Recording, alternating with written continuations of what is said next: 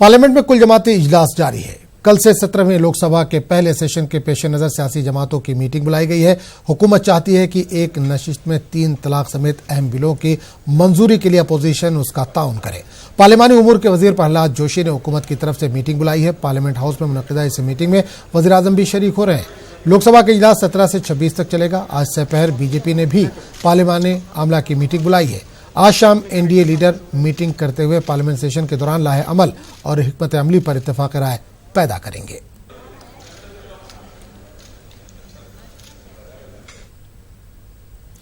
शिवसेना राम मंदिर के मुतनाज़े मामले को हाईजैक करने की कोशिश करती नजर आ रही है। पार्टी सदर उद्धव ठाकरे 18 नौमुंतखब अरकान पार्लियामान के साथ अयोध्या में आरजी मंदिर के दर्शन किए। इस दौरान आदित्य ठाकरे और संजय रावत भी शिवसेना चीफ के साथ मौजूद रहे। उद्धव ठाकरे मुतनाज़ा अराजी पर जल्द से जल्द राम मंदिर तामीर करने का मुतालबा करते आ रहे हैं। इन्होंने मीडिया से बात करते हुए कहा कि इस मरतबा मंदिर जरूर बनेगा। याद रहे कि गुज़िश्ता साल नवंबर में भी उद्धव ठाकरे अयोध्या आए थे।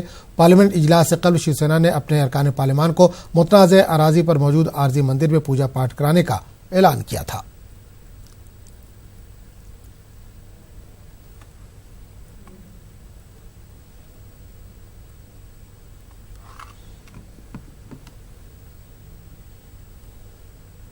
तब कुछ लोगों को ऐसे शायद लगा होगा कि राम मंदिर शिवसेना का चुनावी मुद्दा है, लेकिन आप सभी को याद होगा कि उस वक्त मैंने नारा दिया था, पहले मंदिर फिर सरकार।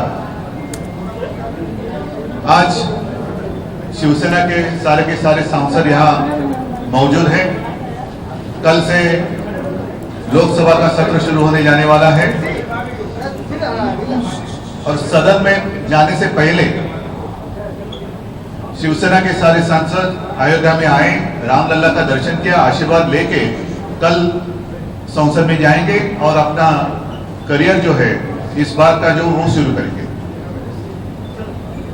आप सभी जानते हैं कि पिछली बार जब मैंने कहा था पहले मंदिर फिर सरकार, तो उसके बाद ये जो मुद्दा था वो पूरे देश में गर्म हो गया था। जैसे कि मान लो कि ठंडे बस्ते में पहले पड़ा था, लेकिन इसके ऊपर भी मंदिर निर्माण के लिए भी अब गति आने लगी है और हमें पक्का विश्वास है कि जल्द से जल्द यहां मंदिर बनेगा ही बनेगा। आज तो मैं दूसरी बार यहां आया हूं। पहली बार जब आया था तो कुछ लोगों ने पूछा था क्या दोबारा आएंगे, लेकिन ये जगह ऐसी है कि यहाँ बार बार आने जैसा दिल करता है और पता नहीं आगे कितनी बार मैं यहाँ आऊंगा, लेकिन आते तो रहूंगा और मंदिर भी बनेगा।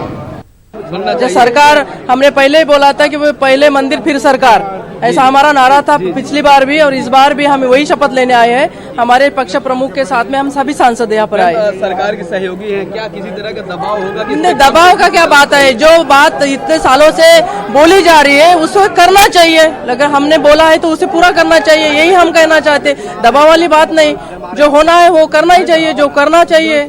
अभी देखिए, नहीं, रामलीला का लल्ला का दर्शन तो होता ही रहता है, लेकिन ये हमारे पक्ष प्रमुख उद्धव जी ने यहाँ अयोध्या नवंबर में आए थे, राम मंदिर का निर्माण की मांग की थी और उसके बाद इलेक्शन लड़ने के बाद ऐसी मन्नत की थी कि हम लोग जीतने के बाद इधर दर्शन के लिए आएंगे। ये दर्शन के लिए हम लोग आए हैं। और रामलला ऐसे ही रहे, स्थिति में कुछ परिवर्तन होनी चाहिए। परिवर्तन हो जाएगा, जरूर मंदिर का निर्माण हो जाएगा। कोई राजनीति करने नहीं आ रहा है। उनके तरफ से बार बार जब ये कहा जा रहा है कि राम मंदिर हमारे लिए राजनीति का प्रश्न नहीं है, हमारी आस्था और विश्वास का प्रश्न है, तो मीडिया वाले विश्वास क्यों नहीं कर पा रहे हैं? ये समझना थोड़ा हमारे लिए कि आप एजेंडे की पत्रकारिता मत करो। बस बीजेपी सरकार, इस बार आपसे ये पूछा जा रहा है कि क्या पिछली बार पूर्ण बहुमत की नहीं थी? जो लोग कोर्ट निकाल करके सुप्रीम कोर्ट के अंदर काले कोट लहरा रहे थे, उनसे आपके एक बार सवाल पूछने की मजाल हुई कि आपने पूछा उनसे? विपक्ष तो आंगन लगा ही रहा था। इस बार पूर्ण मैंडेट बीजेपी को मिली है, इस बार आप इससे विपक्ष को समझ में आना चाहिए कि कब्र में हिंदुओं ने पहुंचा दिया है और जो बचे खुचे हैं वो भी बाकी ढक करके पूरा कर देंगे, उनकी लाश को भी दफना देंगे।